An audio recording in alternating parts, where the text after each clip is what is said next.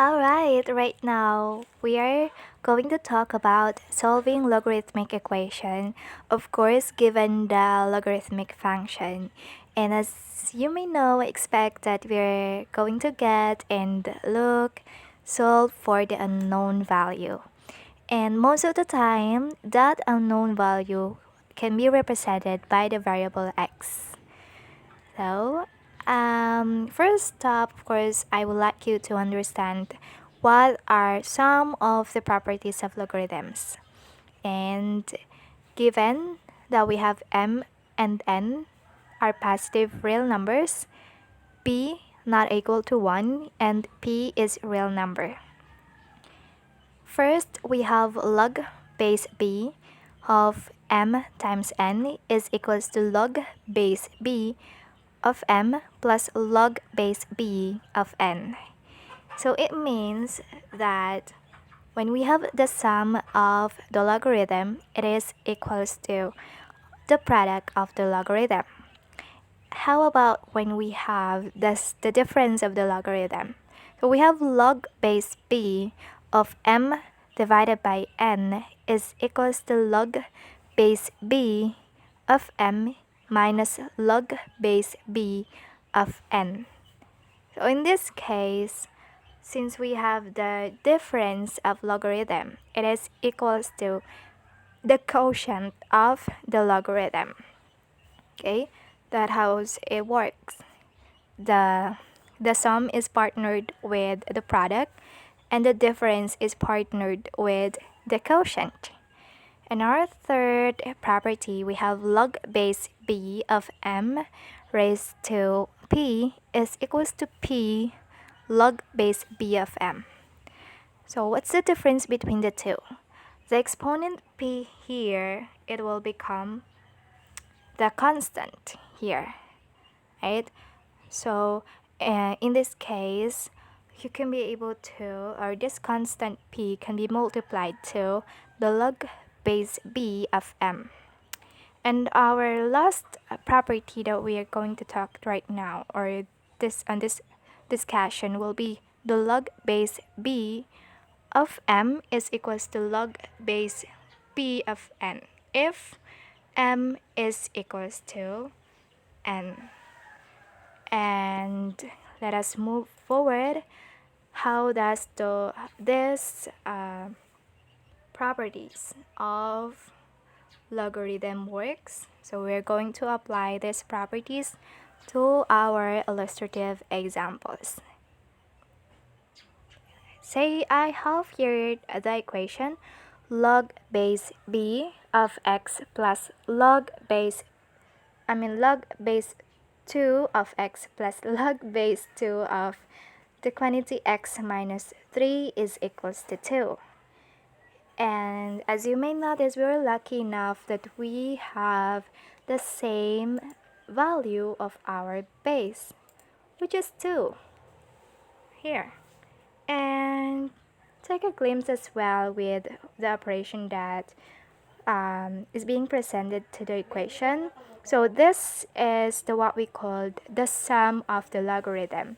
And we can use the property that says when we have the sum of the logarithm, it is also equals to the product of the logarithm. So we can rewrite this equation into log base 2 of x times the quantity x minus 3 is equals to 2.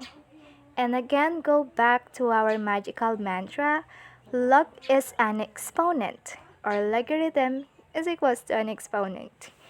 So it means this is our exponent, 2, and our base is 2. So when we have base 2 raised to the exponent 2, it will give us this value. And we can rewrite this as x times the quantity x minus 3 is equals to 2 squared. And computing for the value of 2 squared, we have 4. So now our equation will be x times the quantity x minus 3 is equals to 4. And we are just going to distribute this x So here, so x times x is x squared, and x times negative 3 is negative 3x. And it will become our equation. Right now, we have x squared minus 3x is equals to 4. So from the standard form of equation, we can also transpose it or transform it to the general form of equation, and it will give us this quadratic equation of x squared minus 3x minus 4 equals to 0. Next step is we need to factor. The factor for this is x minus 4 times x plus 1. And then equate it into 0. We can be able to get the value of x from the x minus 4 is equals to 0. We have x minus 4. And through checking, we are going to use again our original equation, which is the log base 2 of x plus log base 2 of x minus 3 is equals to 2. And plugging in the value of x, which is 4, to our equation, we will have log base 2 of 4 plus log base 2 of 4 minus 3 equals to 2.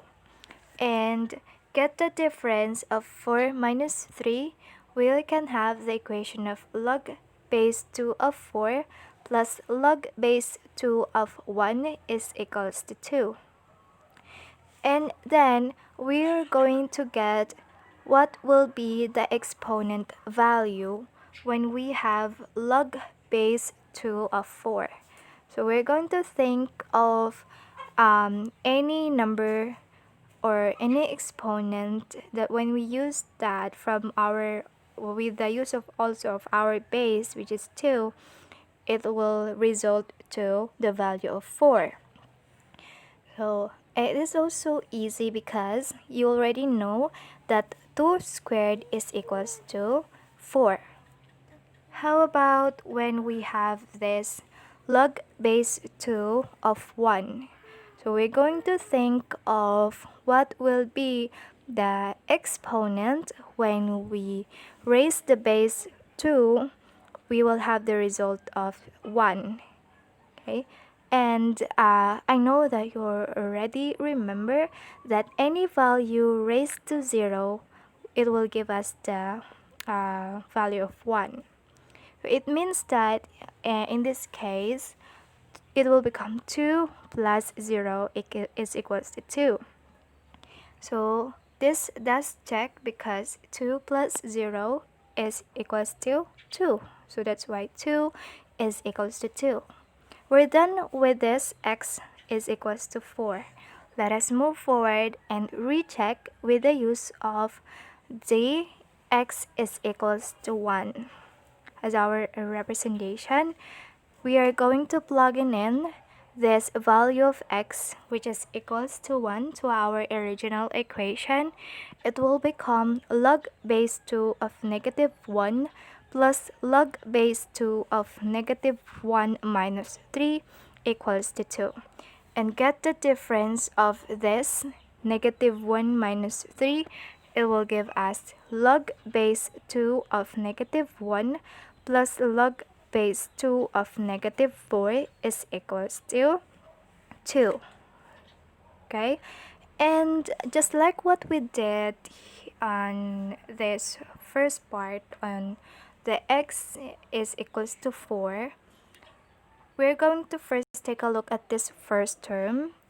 So we're going to think of what will be the exponent that we can use when we raise the base 2. It will give us the value of negative 1. Okay.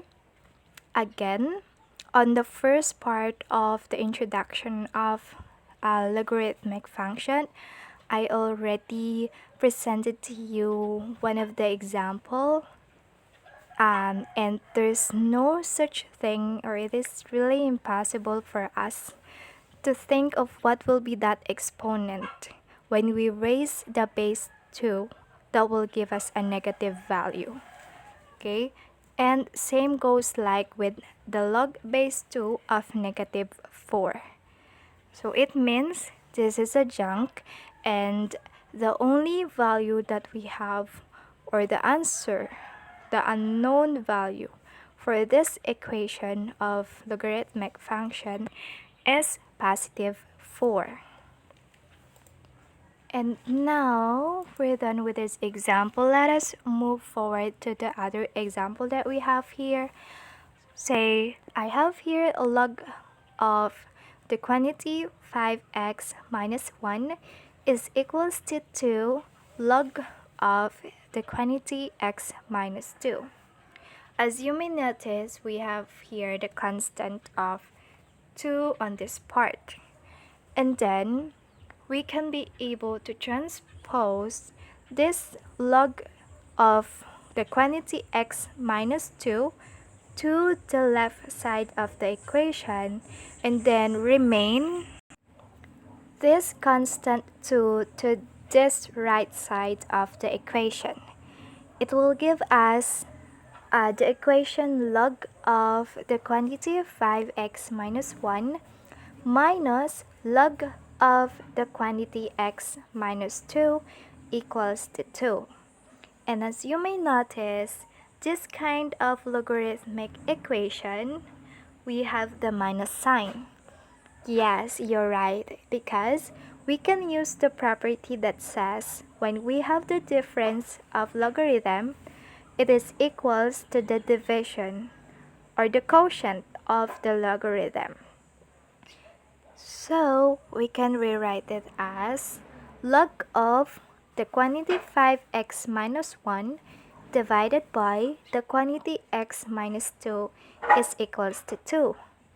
And take a look, because there's a missing base here, so it is not presented here. And I already discussed to you the difference of the common logarithm and the natural logarithm. On this case, we have the common logarithm. And when we have the common logarithm, and if the base is not presented, we can use 10 as our base. Okay? And then again, go back to our mantra, which is log is an exponent. So 2 here will be our exponent, and 10 here will be our base. So our equation will have the 10 squared on the other part of the equation. So it will look like this. 10 squared will give us the value of 5x minus 1 over the quantity x minus 2. Computing for the 10 squared, we can have 100. So the quantity 5x minus 1 divided by x minus 2 is equals to 100. Okay? And next step that we need to do is, of course, we need to divide both sides of this equation by the quantity x minus 2. It will give us this kind of equation. 5x minus 1 is equals to 100 times the quantity x minus 2. And then distribute this 100. 100 times x is 100x, and 100 times negative 2 is negative 200. And then put together all of the constant on the left side, or the constant alone itself here on the left side, and those value that has variable of x put together on the right side of the equation. So 200 here, we can transpose this to the left side of the equation, and this 5x, we can transpose this to the right side of the equation, and it will give us the equation 200 minus 1 is equals to 100x minus 5x, and 200 minus 1 is equals to 199 equals to 100x minus 5x. And then 100x minus 5x is 95. X is equals to 199. So to get the value of x, since this is a linear equation, we're just going to divide both sides of the equation by the constant of 95. Right? We are going to divide both sides by 95. And it will give us the value of x, which is 199 over 95. Okay? Unlike with the first example, we factor out, we equate it to 0 because we got the equation of quadratic. And in this part of the example, we only have the linear equation. That's why it's easy for us to get the value of x. So in this example, our unknown value will be 199 over 95. And let's move forward to our third example. We have the natural logarithm of x equals to 1/2 times the natural logarithm of the quantity 2x plus 5/2 plus 1/2 natural logarithm of 2. As you may notice, we have here the constant 1/2 before the symbol of natural logarithm. So we can use this as an exponent like that, and it will look like natural logarithm of x is equals to the natural logarithm. So we don't have the constant anymore here before the natural logarithm, and the quantity 2x plus 5/2 raised to 1/2 plus the natural logarithm of 2 raised to 1/2. And as you can see here, we have plus sign. So it means that we can use the property of logarithm that says the sum of the logarithm is equals to the product of the logarithm, right? So we can be able to get the product of this, right? We are going to combine it and get the product. And also, since we have the logarithm of x here, aside from rewriting this equation into the product of the logarithm, we can transpose this logarithm of x to the right side of the equation here. So it will give us, it will give us the negative logarithm of x. Alright, so it will become like this. 0 equals to natural logarithm of the quantity 2x plus 5/2 times 2 raised to 1/2. So we applied the properties already. And since we transpose the natural logarithm of x from the left side to the right side, then it will become minus natural logarithm of x. And again, we have the minus sign here. It means it prompts us to use the properties of difference of logarithm that is equal to the quotient of the logarithm. Okay, so it will give us this kind of equation. 0 is equals to natural logarithm of the square root of 4x plus 5 over x.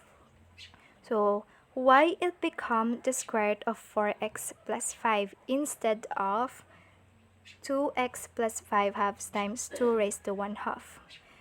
Since we have 1/2 here as our exponent, so that means it will give us this square root, right? When we transpose into the radical form of equation, it will become the square root of y 4x plus 5, not the square root of 2x plus 5/2 times 2, because we already distribute this. So 2 times 2x give us 4x, and 2 times 5 halves give us 5.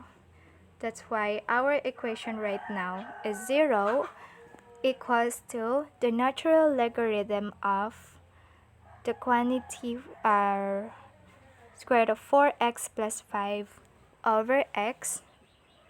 And then next step, as you can see again, like the second example, we don't have base. Okay, the base is not presented. And since we are dealing with the natural logarithm, it means we can use the variable e, okay, or the so-called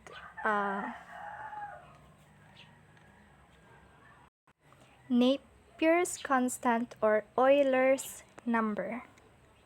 Okay, and again, go back to our mantra. As you may notice, we have the zero here on the left side of the equation, and our mantra says that any value that raised to 0, since 0 is our exponent here, any value raised to 0 is equals to 1. So it means that 4x plus 5, or the square root of 4x plus 5 all over x is equals to 1. Okay, and by cross multiplication, we can have the value of x, which is the square root of 4x plus 5. And now, our goal here is to remove this radical sign. So, we can square both sides of the equation. So, we can cancel this already. And we can have the value of x squared. So, x squared is equals to 4x plus 5, or 4x plus 5 is equals to x squared after we squared both sides of the equation.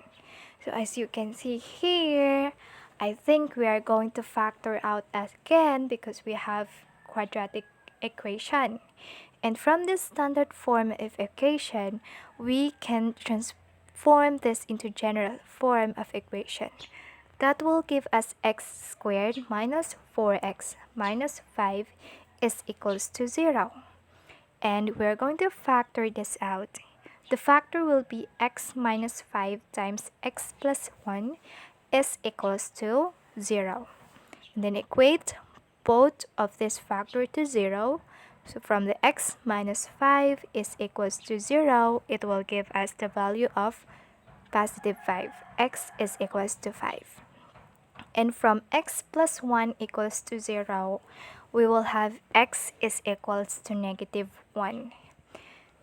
So as you can take a look at this kind of equation, we have two values of x's, and we are only getting for only one value of x.